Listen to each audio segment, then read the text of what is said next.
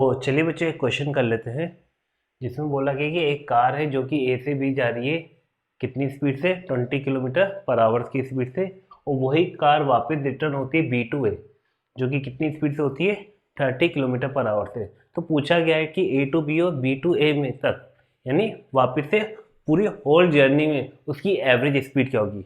क्योंकि यहाँ पे स्पीड पूछा गया है लेकिन डिस्प्लेसमेंट जीरो हो गया, तो वेलोसिटी अगर पूछता तो क्या होता बेटा जीरो। लेकिन यहाँ पे स्पीड पूछी गई है तो उसमें एक्चुअल पाथ लेंथ आएगा। ठीक है, तो उसको एक डायग्राम से समझ लेते हैं। कार थी ए से कहाँ गई बी गई जो कि V1 स्पीड से गई 20 किलोमीटर पर आवर्स की स्पीड से, और वापस से ये रिटर्न बैक हुई कितनी स्पीड से V2 is equal to 30 kilometre पर आवर्स की स्पीड से। और पूछा गया है कि होल जर्नी में इसकी एवरेज स्पीड क्या होगी। तो बच्चे इस टाइप के क्वेश्चन को मैंने लास्ट वीडियो में डिस्कस किया था कि अगर वेलोसिटी से चल रहा है V1 V2 से चल रहा है और दोनों वेलोसिटी में अगर उसका डिस्टेंस इक्वल है, भले यहाँ पे रिटर्न हो रहा है वहां पे रिटर्न नहीं हो रहा था, भले यहाँ पे रिटर्न हो रहा है लेकिन है तो डिस्टेंस बराबर। जाते समय डिस्टेंस अगर s है तो आते समय भी कितना है s, तो उस समय वेलोसिटी हमें दिया हुआ है v1 और दोबारा लौटते वक्त कितने वेलोसिटी दी हुई है v2। तो इस केस में दो वेलोसिटी हमें गिवन है जिसके लिए डिस्टेंस क्या है सेम। तो उस केस में अगर हमें एवरेज निकालना है तो कैसे निकालते बेटा, यहाँ पे दो वेलोसिटी गिवन है इसलिए 2 by average is equal to क्या लिखेंगे 1/v1 प्लस 1/v2। समझ में आया। चलो तो यहाँ पे वैल्यूज पुट करो तो 2 by V average is equal to 1/20 plus 1/30। तो इसका एलसीएम ले लो, कितना आएगा बेटा 60 ले लेता हूँ, तो यहाँ पे 3 प्लस 2 जो कि कितना आएगा 5/60। तो 5/60 का आ जाएगा 1/12। तो इस 2 बाय एवरेज, ठीक है, तो एवरेज कितना आ जाएगा बेटा, तो एवरेज हो जाएगा 24 किलोमीटर पर आवर। तो इस तरीके से मैं डायरेक्ट उस रिजल्ट को याद करके तुरंत मैं उसका आंसर निकाल सकता हूं। ठीक है, तो चलो यहाँ तक नोट करो, इसको नेक्स्ट क्वेश्चन करते। तो चलो बच्चा एक नया क्वेश्चन ले लेते हैं। इसमें क्या बोला है कि एक कार है जो सर्कुलर पाथ में चल रही है और उस सर्कुलर पाथ का जो रेडियस है वो दिया गया है 100 मीटर। ठीक है, रेडियस दिया गया है 100 मीटर और उसने पूछा है कि एक पूरा सर्कल कंप्लीट करने में जो उसको टाइम लग रहा है वो लग रहा है 62.8 सेकंड का। तो उसने पूछा है कि एक सर्कल कंप्लीट करने में उसकी एवरेज वेलोसिटी और एवरेज स्पीड क्या होगी। तो देखो बच्चों, अगर कार यहाँ से स्टार्ट होकर एक कंप्लीट सर्कल करती है तो वापिस उसी पाथ पे पहुंच जाएगी।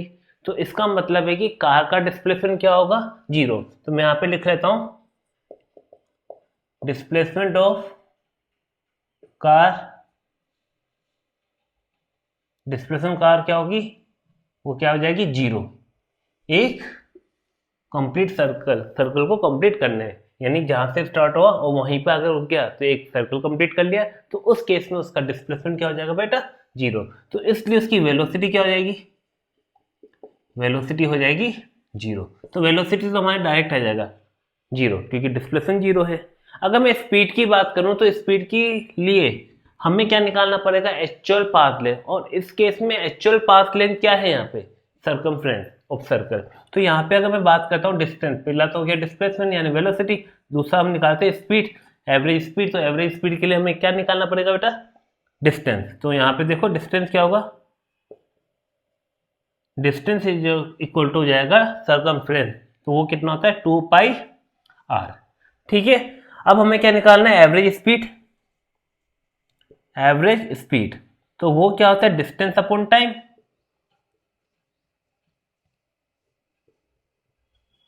अब डिस्टेंस कितना है 2 पाई के लिए 3.14 इंटू आर के लिए कितनी है बेटा, रेडियस कितना दिया गया 100 डिवाइडेड बाय टाइम कितना बोला है 62.8।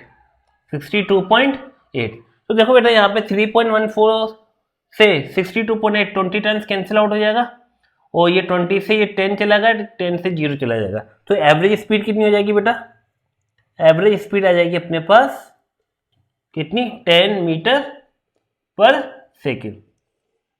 तो हमारी एवरेज स्पीड होगी 10 मीटर पर सेकेंड और वेलोसिटी कितनी हो गई जीरो। ठीक है, चलो नोट करो इसको। तो चलो बेटा एक और क्वेश्चन लेते हैं सिमिलरली। यहाँ पे अभी जो x इक्वल टू दिया हुआ वो दिया हुआ टी स्क्वायर माइनस 60, ठीक है। और बोला गया है कि find average speed from t equal to 0 टू t इक्वल टू 6 सेकेंड, ठीक है। t इक्वल टू 0 टू t इक्वल टू 6 सेकेंड तक मुझे क्या निकालनी है, एवरेज स्पीड निकालनी है। तो बच्चों एवरेज स्पीड में हमें ध्यान रखना पड़ेगा कहीं ये पार्टिकल यू टर्न तो नहीं ले रहा। डिस्प्लेस अगर वेलोसिटी बोलता एवरेज वेलोसिटी तो t इक्वल टू 0 पे उसकी पोजीशन निकालते और t इक्वल टू 6 पे उसकी पोजीशन निकालते और final position minus initial position करते, तो हमारे पास सीधा सीधा क्या आ जाता है, डिस्प्लेसमेंट आ जाता है, ठीक है। लेकिन डिस्टेंस के केस में हमें याद रखना पड़ेगा, या एवरेज वेलोसिटी के केस में हमें याद रखना पड़ेगा कि कहीं पार्टिकल t इक्वल टू 0 से t इक्वल टू 6 के बीच में यू टर्न तो नहीं ले रहा। अगर यू टर्न ले रहा है यानी उसका डिस्टेंस और डिस्प्लेसमेंट दोनों क्या होंगे, डिफरेंट, तो उस केस में हमें डिस्टेंस हमें निकालना पड़ेगा, ठीक है। तो सबसे पहला मेरा काम क्या रहेगा, इसकी वेलोसिटी, इंस्टेंटेनियस स्पीड या इंस्टेंटेनियस वेलोसिटी निकालना होगा। तो कैसे निकालेंगे, v is equal to D X upon D T, ठीक है। तो v is equal to D X upon D T, तो v निकालो, v is equal to 2t minus 6, ठीक है। हमें क्या चाहिए, वो टाइम जहां पे इसकी स्पीड 0 हो रही हो, तो करो इसको 0। अगर मैं इसको 0 करता हूं तो t इक्वल टू 3 सेकेंड में उसकी स्पीड क्या हो रही है, 0। हो यानी t इक्वल टू 3 सेकेंड में उसकी स्पीड क्या हो रही है, 0। इसका मतलब ये है कि इसने यू टर्न लिया है। तो उसको पहले ग्राफ में बना देते हैं। अब इसका मतलब t इक्वल टू 0 पे उसकी पोजीशन x इक्वल टू 0 थी, हाँ थी। अब t इक्वल टू 3 पे उसकी पोजीशन क्या होगी, निकालो x, t इक्वल टू 3 पे निकालो, तो क्या करेंगे, 3 का स्क्वायर माइनस 6 इंटू 3, तो 3 का स्क्वायर कितना होगा, 9, 9 माइनस 6 इंटू 3, 6 3 के 18, तो कितना आ जाएगा, माइनस 10। इसका मतलब ये है कि ये पार्टिकल ऐसे चल रहा था तभी तो x t equal to 3 second में वो particle x equal to minus 9 पे पहुंचा, ठीक है, जहां पे वेलोसिटी क्या हो गई, 0। इसका मतलब है कि पार्टिकल जो चला वो कुछ इस तरीके से चला होगा, इस तरीके से चल के, और यहाँ से इसने यू टर्न लेके और यूं आ रहा है, ठीक है। अब हमारा काम क्या है, डिस्टेंस निकालना। तो सबसे पहला डिस्टेंस तो हमारा ये t इक्वल टू 0 से t इक्वल टू 3 तक आ गया, जो कि कितना था डिस्टेंस, x1 इक्वल टू 9।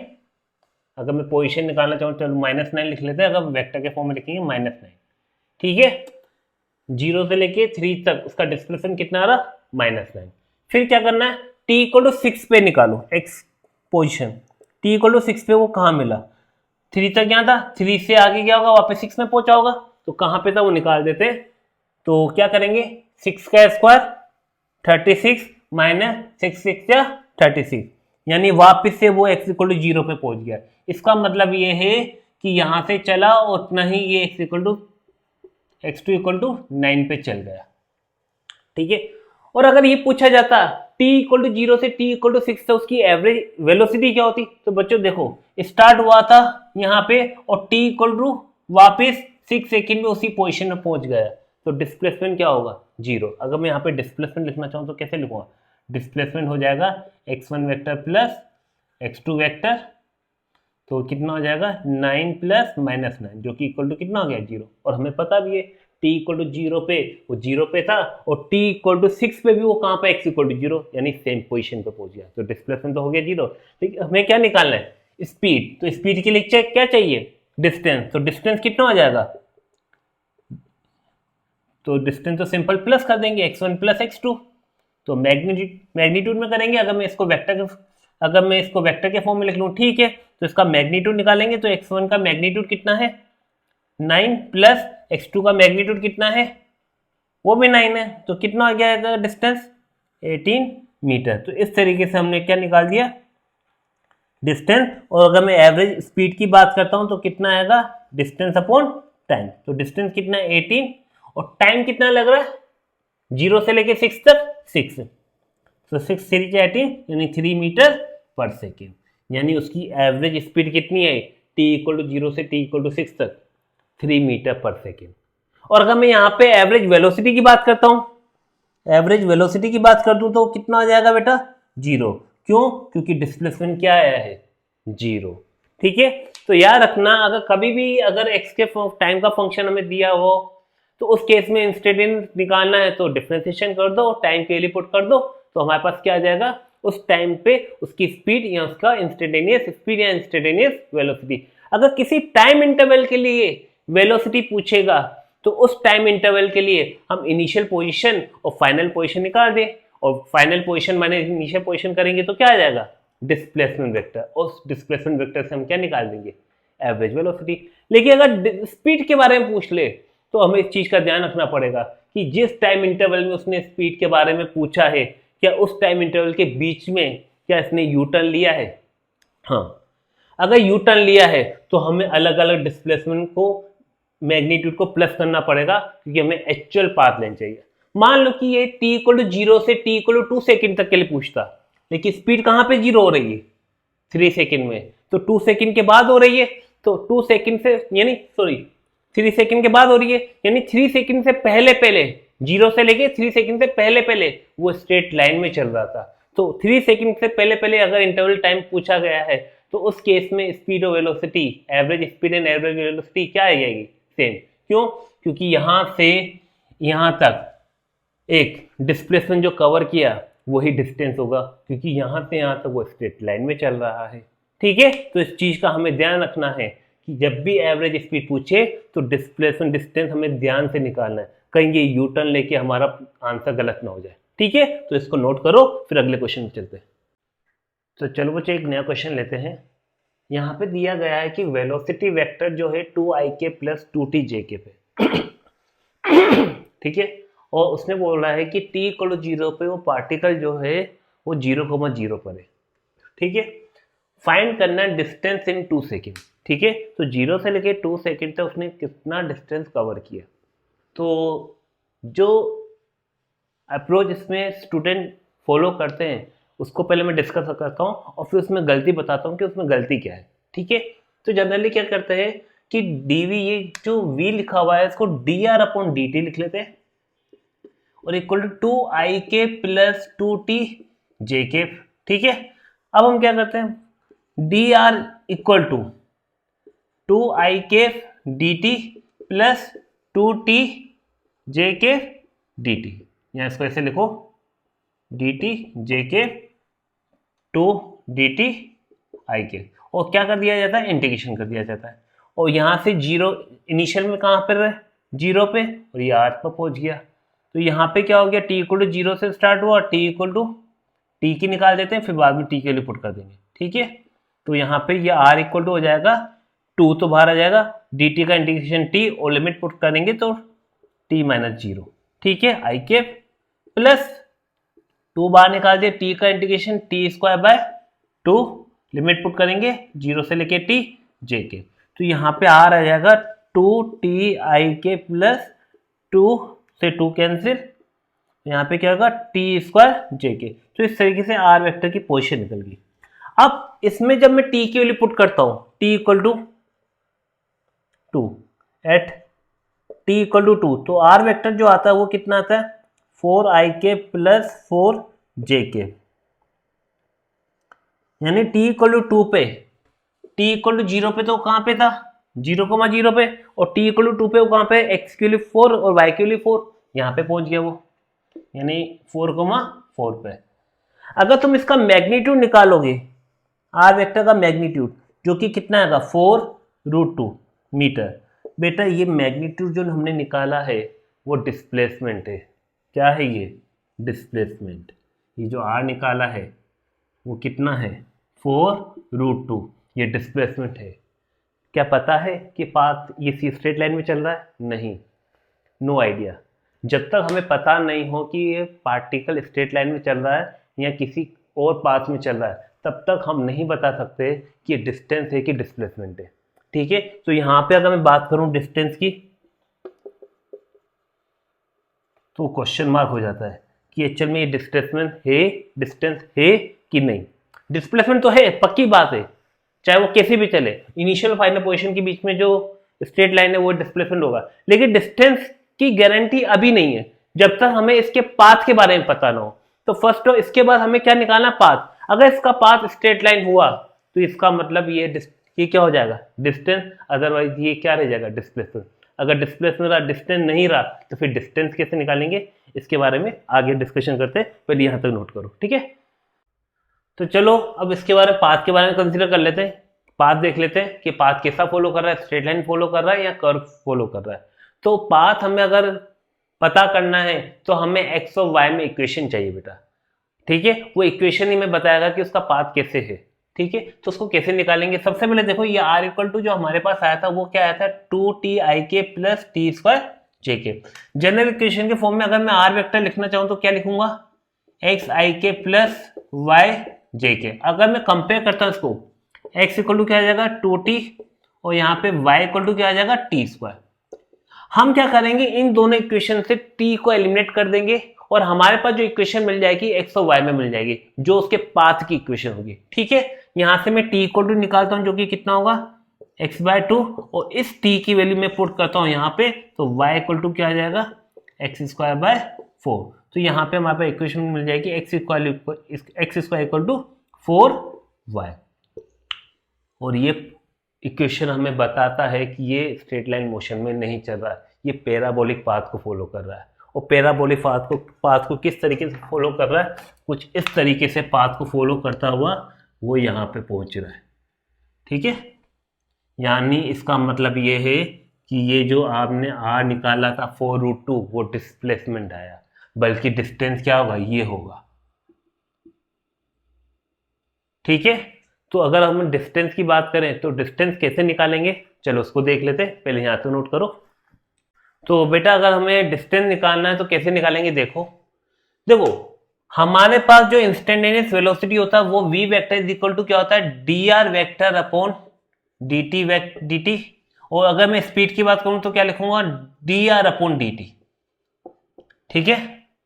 तो अगर मैं dr वेक्टर करता हूं v वेक्टर dt, तो ये हमें क्या देगा, डिस्प्लेसमेंट, ठीक है। और अगर मैं लिखता हूं dr इज इक्वल टू, इसको एक और तरीके से लिख सकते हैं v वेक्टर का मैग्नीट्यूड, यानी मैग्नीट्यूड ऑफ इंस्टेंटेनियस वेलोसिटी, जिसको हम क्या बोलेंगे, इंस्टेंटेनियस स्पीड। अगर मैं इंटीग्रेशन करता हूं इंस्टेंटेनियस स्पीड का, तो उस केस में ये मुझे क्या दे देगा, डिस्टेंस, ठीक है। तो अगर हमें डिस्टेंस निकालना है तो कैसे निकालेंगे, integration of t equal to 0 टू t इक्वल टू 2 सेकेंड, और हमें v वेक्टर का मैग्नीट्यूड की वैल्यू यहां पुट करनी पड़ेगी, जो कि कितनी होगी, √2 का स्क्वायर यानी 4 प्लस 2t का स्क्वायर यानी 4t स्क्वायर इंटू dt। तो इसका इंटीग्रेशन करके हम क्या निकाल सकते हैं, डिस्टेंस निकाल सकते हैं। तो मुझे कमेंट सेक्शन में इसका आंसर बताओ, क्या इसका इंटीग्रेशन कर सकते हैं, अगर कर सकते हैं तो उसका आंसर क्या आएगा, अगर नहीं कर सकते तो वो भी हमें कमेंट सेक्शन में बता दीजिए, ठीक है। इसके बाद हम नया क्वेश्चन लेते हैं, लेकिन इसका आंसर मुझे कमेंट सेक्शन में चाहिए, ठीक है, ओके। तो चलो बच्चों एक नया क्वेश्चन ले लेते हैं। इससे पहले वाले क्वेश्चन में जो डिस्टेंस निकालना था वो तो तुम निकाल के बता दोगे, ठीक है। मैं उसी टाइप का एक और क्वेश्चन ले लेता हूँ ताकि मैं भी एक क्वेश्चन यहाँ पे करा दूँ, ताकि तुम्हें उसमें हेल्प मिलेगी इसका डिस्टेंस निकालने में, ठीक है। तो इसको मैंने थोड़ा और टफ कर दिया, वहाँ पे डायरेक्ट हमें वेलोसिटी दी हुई थी, तो हमें डिस्प्लेसमेंट तो हम निकाल देते, डिस्टेंस निकाला था, कैसे निकाला था, उस इंस्टेंटेनियस वेलोसिटी का जो वेक्टर फॉर्म में दिया था उसका मैग्नीट्यूड के साथ हमने dt के साथ क्या कर लिया था, इंटीग्रेशन, तो हमारे पास क्या आ गया था, डिस्टेंस आ गया था। लेकिन यहाँ पे हमें पोजीशन वेक्टर दे दिया, और पोजीशन वेक्टर देने के बाद बोला जा रहा है कि इसका डिस्टेंस कितना होगा, t इक्वल टू 10 सेकेंड तक, यानी 0 से लेके 10 सेकेंड तक उसका डिस्टेंस कितना ट्रेवल किया। लेकिन हमें दिया क्या है, पोजीशन वेक्टर। तो डिस्टेंस निकालने का जो तरीका है उसके लिए हमें क्या चाहिए, इंस्टेंटेनियस स्पीड। तो इंस्टेंटेनियस स्पीड पोजीशन वेक्टर से हम कैसे निकालेंगे, हम इंस्टेंटेनियस वेलोसिटी निकाल देते हैं, उस वेलोसिटी का क्या निकालेंगे, मैग्नीट्यूड निकाल देंगे, उस मैग्नीट्यूड को हम क्या कर देंगे, dt के साथ इंटीग्रेशन कर देंगे, तो हमारे पास क्या आ जाएगा, डिस्टेंस आ जाएगा। तो चलो करते हैं।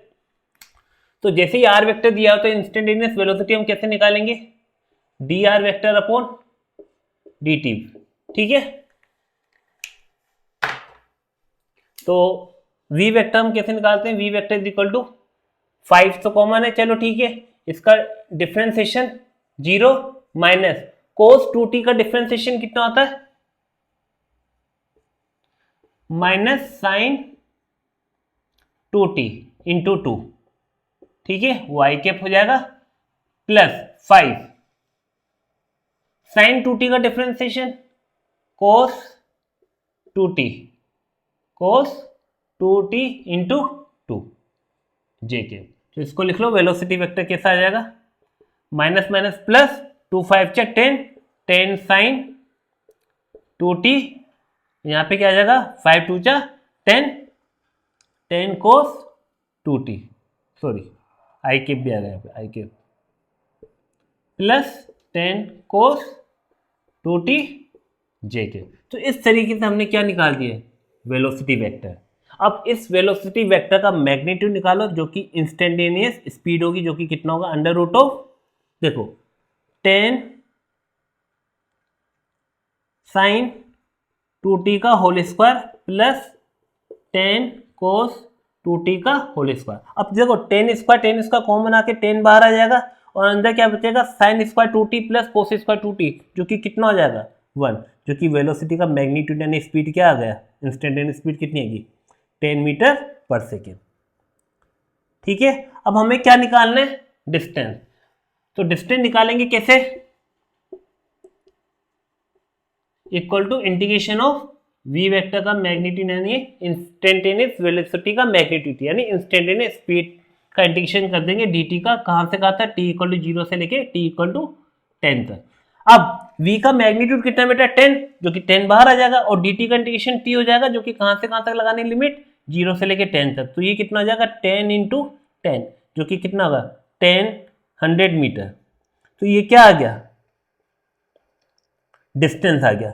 तो इस तरीके से हम पोजीशन वेक्टर से डिस्टेंस निकाल सकते हैं, या वेलोसिटी वेक्टर से भी हम डिस्टेंस निकाल सकते हैं। हमें निकालना तो वेलोसिटी वेक्टर से, अगर पोजीशन वेक्टर दिया हुआ है तो उस पोजीशन वेक्टर से सबसे पहले हमें क्या निकालना पड़ेगा, इंस्टेंटेनियस वेलोसिटी वेक्टर, और उस इंस्टेंटेनियस वेलोसिटी वेक्टर से हम इंस्टेंटेनियस स्पीड निकाल के उसका dt के साथ इंटीग्रेशन कर देंगे, तो हमारे पास क्या आ जाएगा, डिस्टेंस आ जाएगा।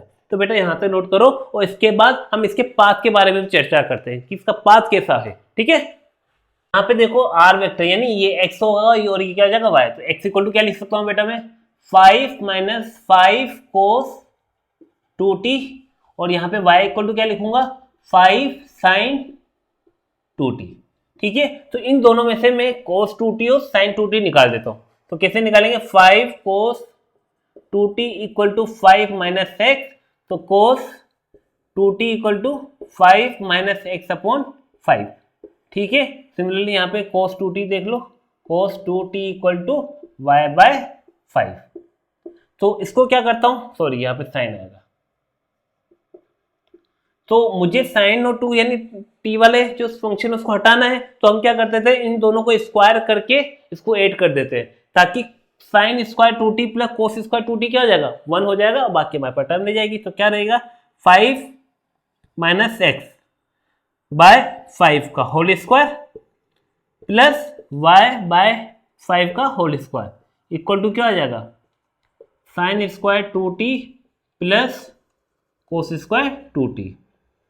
इसको मैं ऐसा करता हूँ x माइनस 5 कर देता हूँ, x माइनस 5। ठीक है, बाय 5 का whole square plus y by 5 का होल स्क्वायर इक्वल टू 1। तो ये करो x माइनस 5 का whole square plus y square equal to 5 का स्क्वायर, यानी चलो 5 का स्क्वायर। ये जो इक्वेशन है बेटा, ये सर्कल की इक्वेशन है। ठीक है, उस सर्कल की इक्वेशन है जिसका रेडियस कितना है 5 मीटर, और उसका जो सेंटर है वो कहां पर है 5,0, 5,0। तो इस तरीके से इसका सर्कल बनेगा, इसका सेंटर होगा 5,0 और उसका जो रेडियस होगा 5 होगा, यानी ये पूरा इस तरीके से सर्कल पाथ बनाएगा, यानी पार्टिकल इस तरीके से सर्कुलर मोशन कर रहा है, ठीक है, जिसका हम डिस्प्लेसमेंट निकाल रहे हैं। डन। तो इसका पाथ भी पता चल गया कि पाथ कैसे कर रहा है, फॉलो कर रहा है, सर्कुलर पाथ फॉलो कर रहा है, और हम उसका किसी भी टाइम पे उसका पोजीशन वेक्टर निकाल सकते हैं। जैसे यहाँ पे t इक्वल टू अगर मैं 0 पुट करता हूँ, यहाँ पे t इक्वल टू 0 पुट करता हूँ, तो t0 यानी 0 हो जाएगा ये पूरा, सॉरी ये कितना हो जाएगा, t इक्वल टू 0 पुट करें 1 तो 0, ये भी 0, तो यानी पार्टिकल स्टार्ट हो रहा है कहाँ से, t इक्वल टू 0 पे, यहाँ से स्टार्ट, ओरिजिन से स्टार्ट हो रहा है, ठीक है। देख लो एक बार, t इक्वल टू 0 पुट करोगे तो cos 0 1, 1 माइनस 1 0, तो ये टर्म होगी पूरी 0, और साइन 0 कितना था 0, तो पोजीशन वेक्टर क्या हो जाएगा 0, यानी वो 0,0 पे था, t इक्वल टू 0 पे। इसके बाद ये सर्कुलर मोशन स्टार्ट करता है, और वो जो पाथ फॉलो करता है वो सर्कुलर पाथ करता है, जिसका रेडियस कितना है 5, ठीक है। तो यहाँ पे नोट करो, फिर इसके बाद अगले नेक्स्ट वीडियो में हम एक्सेलरेशन स्टार्ट करेंगे। Thank you.